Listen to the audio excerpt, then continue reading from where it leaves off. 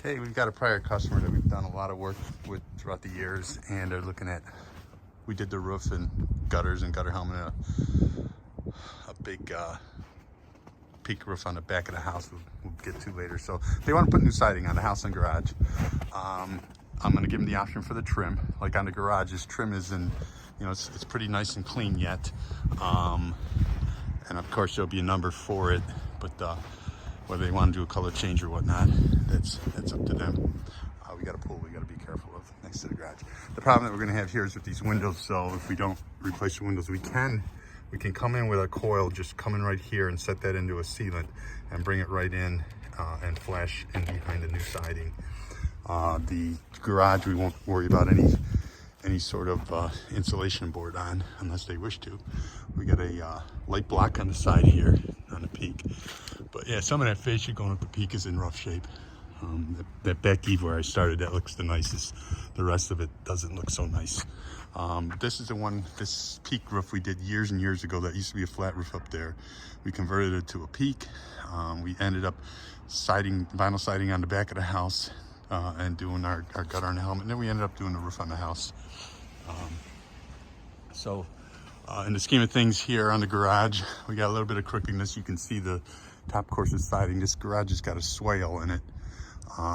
So we can't really work that out, but we're going to end up dressing this up with a little bit of a wider trim around the garage door. We'll probably end up, after we get this torn off, we'll end up running our aluminum trim behind the weather stripping, and it'll come out with maybe a 3.5 inch face board to dress that up specifically on here. And then of course, obviously our vinyl siding. I'll come up with an idea to maybe try to hide that, maybe create a freeze board on the very front here. Not that it's gonna hide it, but it might help. So I have to think about that a little while. On the house, we've got a vertical siding here that we ran like a herringbone look on the front or on the peak. So we're looking at all of that coming off. They want to change to like a gray color.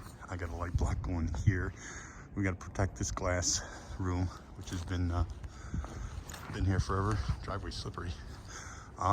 He had a new electrical service, so we don't have to worry about this J block. We got to tear up all this siding, and then now I'm going to give him the option of 3/4 inch foam board, taped seams. There's a lot of electrical work. Electric wires got to come down. We might end up with an electrician at the end of it. Maybe not. We'll play by ear. I'm going to give him the option. We've got a big 10-inch fascia board going up the peaks. So what we're going to have the luxury of doing, because that was built out so far, I may go ahead and create like another build down if he goes with the trim to create some rigidness and fill in that big gap between the roofing and the trim. That would look kind of nice. Everything here is pretty standard. We think that there's an asphalt siding behind this, so we'll know when that comes in. You can see the chalkiness on the trim here, so the new trim also we want to take and try to get the new trim up underneath these storms to where any water coming in back there is going to ride out. Light block above that window, dryer vent block over there. We're going to reuse that, looks like a kitchen vent. We just got to confirm it's operable. That's actually probably a bathroom vent or whatnot. We'll make sure that's operable. We got a pretty tall peak here. That storm window looks like it's ready to fall out. I got to let him know about that. Okay, on the front, we've got a real big fancy doorway with fluted corners. So whether we leave that or replace that with a 5-pound, we've got a half round. We're not going to mess with any of the glass or any of the trim around there. We can run an aluminum trim around there, but it's going to end up the same as this. It's going to have to be notched and cut. Sometimes we can come up with an AZEK product that would actually look a lot nicer. Got a little bay window here with a expandable awning. We're going to basically work around that. We'll have the options for if we do the soffit fascia, the gutters and the helmet's going to have to come off, and I can give them the option for the real nice profile gutters, which might not be a bad fit for the place. So that's what we're going to do. This inside door trim, we're going to leave that all alone. That basically, what we can do, like I said, we can come up with a half round and an AZEK product that will hold paint, and that'll be the only thing that unfortunately will have to be painted. We've got the wood trim going around these windows. These are all original wood windows. They're going to stay. So any of the sashes we cannot trim.